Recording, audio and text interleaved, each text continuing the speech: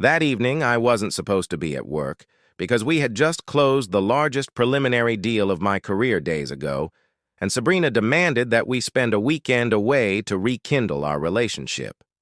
Her words were sweet, and she scheduled a last-minute resort getaway, but offers like the one we recently signed keep me up at night, and I've been thinking about a couple of terms. I made the hour-long drive and left her a note on the bed, because I wanted to review before deciding on the secondary terms, returning to the city with the expectation of little more than a peaceful workplace, some privacy, and perhaps the knowledge that before Monday's meeting, everything was perfect. Should have realized this as soon as I got out of the elevator. Something didn't feel right when I stepped onto the 24th floor. It was too silent. Not the peaceful kind of dead. As I crossed the street, I noticed the manufactured silence, the kind you would expect from an empty workplace at night, like a room holding its breath. I saw a dim glimmer leaking from the conference room door in the marble-tiled lobby. There was just enough light. At first, I believed it to be a late-night strategy session when I saw a sliver of light and heard voices. Perhaps Monica and perhaps Damien, our alleged operations consultant, was providing last-minute advice, as Sabrina was finishing up the Roswell. Proposal.brief advice. But as I got closer, their statements became more shrewd, professional, layered in something else. "He'll cry first," Sabrina stated in a light, breezy voice, surrounded by cruelty and laughter. A second voice said, "Maybe even drop to his knees." God, I almost hope he does. It sounded like she was reading a shopping list. "And you'll keep a straight face," Damon's deep timbre laughed. Sabrina made a sound that, in that instant, everything was both familiar and strange. "I've been practicing," she remarked mockingly. I leaned in, heart hammering hard against my chest. Watch this. Through the narrow crevice, I could see Sabrina sitting there, gracefully holding a champagne flute at the head of the conference table, making enthusiastic gestures with the other hand. Practicing. Damon relaxed next to her, appreciation fluttering in his eyes, not because of her beauty, which he had grown used to, but for the brutality she displayed. Monica, my beloved, lovely Monica, sat cross-legged at the far end, holding out her phone, recording as if it were some kind of bizarre dress rehearsal. "I need to find myself," Sabrina stated, placing a palm to her chest with a phony sense of earnestness. "Someone that's not him." She laughed again when Damien began making promises. With a harsh, high-pitched voice that made my stomach flip, Sabrina said, "I'll let him know that I've already moved on with someone else, and it's too late." The action nearly tipped Monica's phone as Damon reached over and tucked a strand of hair behind her ear. I stood there, rooted, taking pictures, recording short clips, gathering bursts of evidence. I should have rushed in, slammed the door, but instead, I was anchored by the weight of betrayal. I hurled my anger at them silently, like thunderbolts. Still, I remained still. I paid attention. I learned. Because in the midst of Damien's supportive laughter and Sabrina's fake tears, something inside me snarled. Not with rage, but with surgical accuracy.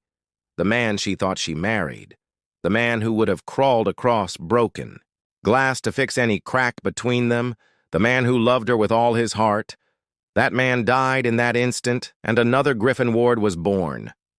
I took a stealthy step back, careful not to show my shadow. My thoughts, once clouded with pain and uncertainty, sharpened into something else. Complete clarity. Sabrina thought she had written the script, that she could steer the story, portray the powerful woman who outgrows her devoted husband. But she had overlooked one important fact. Before I fell in love with her, I built empires. Out of sand, ashes, and nothing.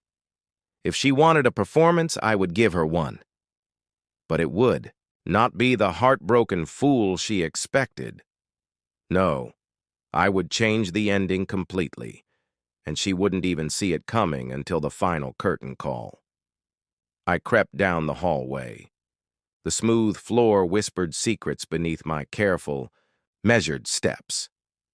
I walked past the photographs of our company's founders and former titans with knowing smiles. For the first time, I understood them. Not for their wealth, not for their prestige, but because I now knew what it was like to live through betrayal and stay standing. I locked myself in my office, sat there for a long while, soaking everything in. The modern workstation where we once envisioned our future, the framed photos that now looked like crime scene evidence, the quiet bustle of the city, beyond the glass. Then, I accessed the encrypted files I had saved for emergencies, and I began creating new ones. As they laughed behind a door, scheming to reroute our finances and erase me, I opened another door, a door they wouldn't even know existed until it swallowed them whole. A strange calm settled over me, not the calm of forgiveness, the calm of strategy, of knowing that when the dust settled, I wouldn't be the one bleeding.